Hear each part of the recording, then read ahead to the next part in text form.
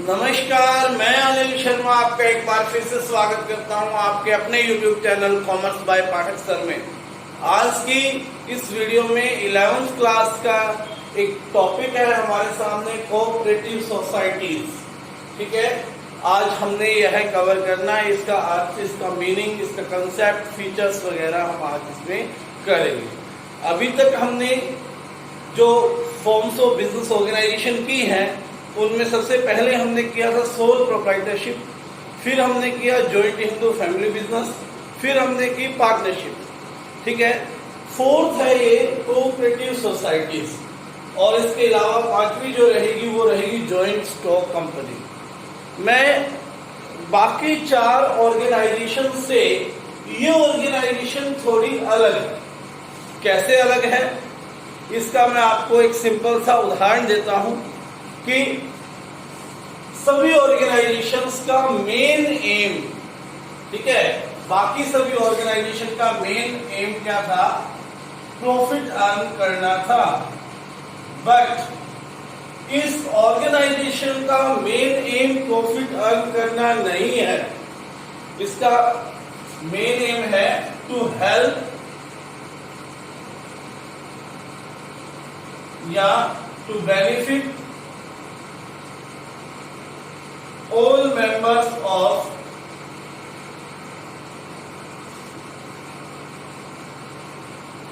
Cooperative society, यानी कि इसके अंदर जो मेंबर्स हैं उन मेंबर्स को फायदा पहुंचाने के लिए, हेल्प पहुंचाने के लिए क्या किया जाता है? ये फॉर्म्स ऑफ ऑर्गेनाइजेशन बनी है। इसका मेन एम प्रॉफिट कमाना नहीं है। अब ऐसा कैसे होता है आइए समझाते हैं। ठीक है, इसको लीगल तौर पर हैंडल करता है cooperative societies act 1912। Cooperative societies act 1912 इसको हैंडल करता है, याद रखना है। अब कैसे कोऑपरेटिव सोसाइटी किस फॉर्मूला पे काम करती है, किस बेसिस पे काम करती है? ठीक है, एक छोटा सा उदाहरण लेते हैं कि हम सभी को नॉर्मली ग्रोसरी आइटम्स हर मंथ चाहिए होती है।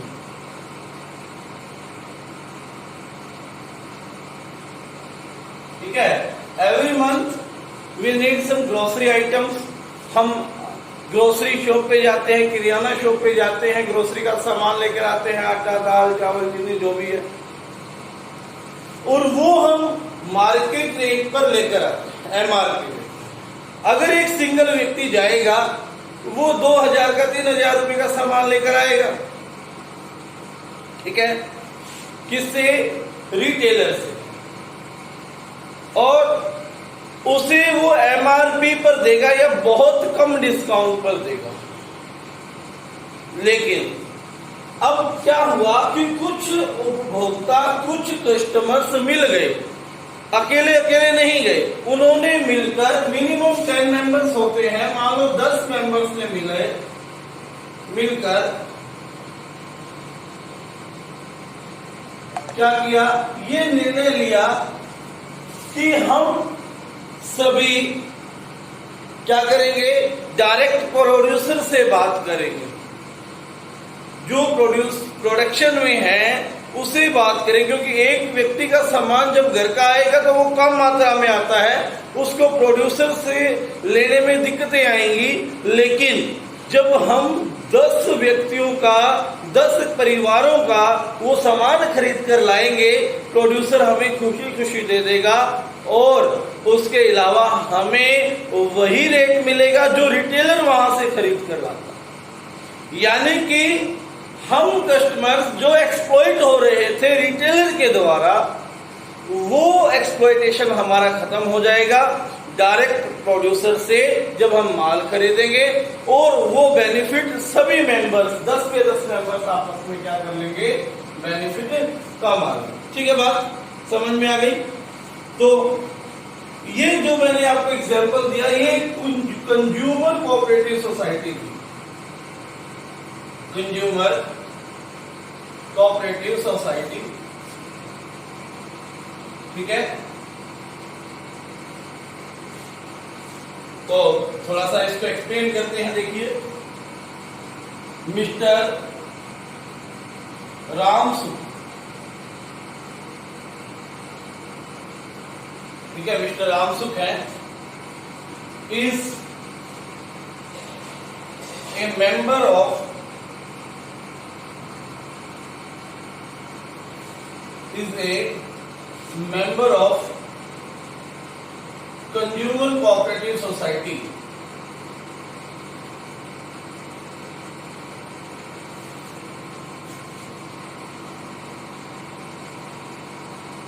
वो कंज्यूमर कोऑपरेटिव सोसाइटी के मेंबर्स है and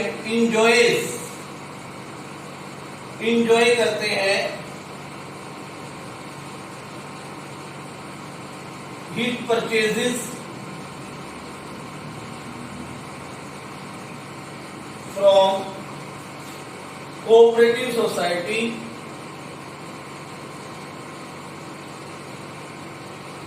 cheaper than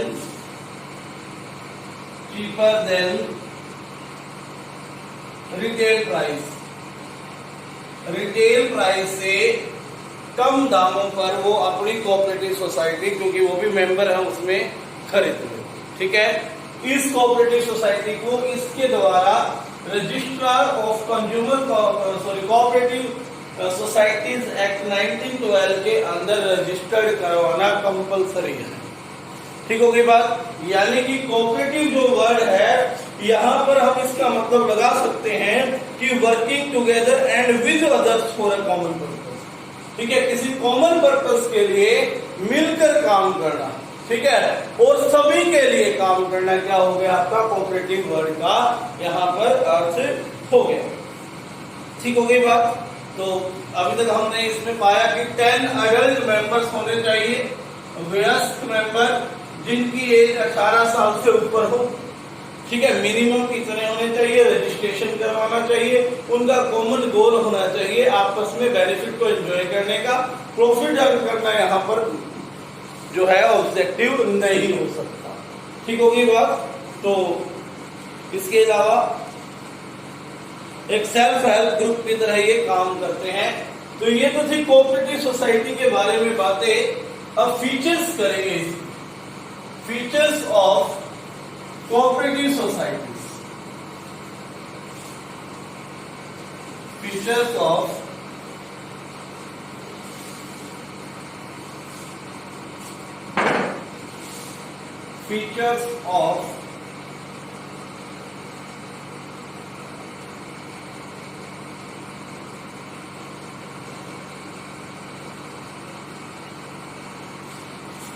cooperative society।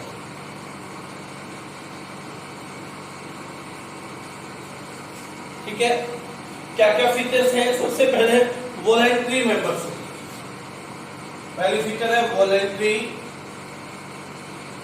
Membership. यहां पर मेंबरशिप अपनी इच्छा अनुसार है। जब मेंबर्स का इसमें आने की इच्छा हो तभी वो मेंबर इसमें क्या किया होता है, एडमिट होता है। और इच्छा अनुसार वह स्वयं इसको क्या कर सकता है, एक नोटिस देकर छोड़ सकता है। ठीक है बात, एक नोटिस देकर उसको क्या करना पड़ेगा, छोड़ना पड़ेगा। कोई भी व्यक्ति जिसका हो इस कोऑपरेटिव सोसाइटी से बेनिफिट उठाने का मन हो, वो फ्री है इसको ज्वाइन करने के लिए। किसी तरह की कोई इसको बाधा नहीं है। ठीक है, वो सिर्फ कंडीशन क्या है, वो अडल्ट हो, 18 साल से उसकी एज ऊपर होनी चाहिए। कैपिटल जो उसके हिस्से की वो उसको लगानी पड़ेगी।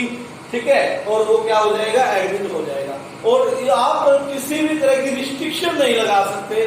दूसरा फायदा इसमें ये है कि अगर आपको लगता है कि यहाँ पर बेनिफिट नहीं है आपके लिए, तो आप इसको क्या कर सकते हो, छोड़ सकते हो एक नोटिस देकर फर्म के मैनेजमेंट। ठीक है बात। तो वॉलंटरी मेंबरशिप है, इच्छा अनुसार आपकी यहाँ पर मेंबरशिप है। दूसरा जो बेनिफिट है, लीगल स्टेटस है।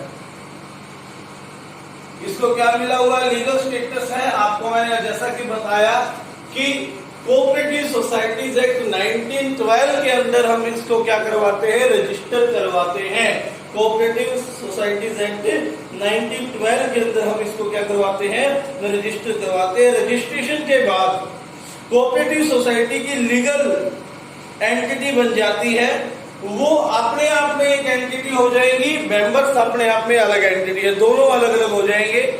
फर्म अपने नाम से बैंक अकाउंट खुलवा सकती है, फर्म अपने नाम से लैंड प्रॉपर्टी कोई भी डील कर सकती है, ठीक है, किसी पर केस कर सकती हो, फर्म पर भी क्या किया जा सकता है, केस किया जा सकता है। कौन से फॉर्म पे, कोऑपरेटिव सोसाइटी फॉर्म पे।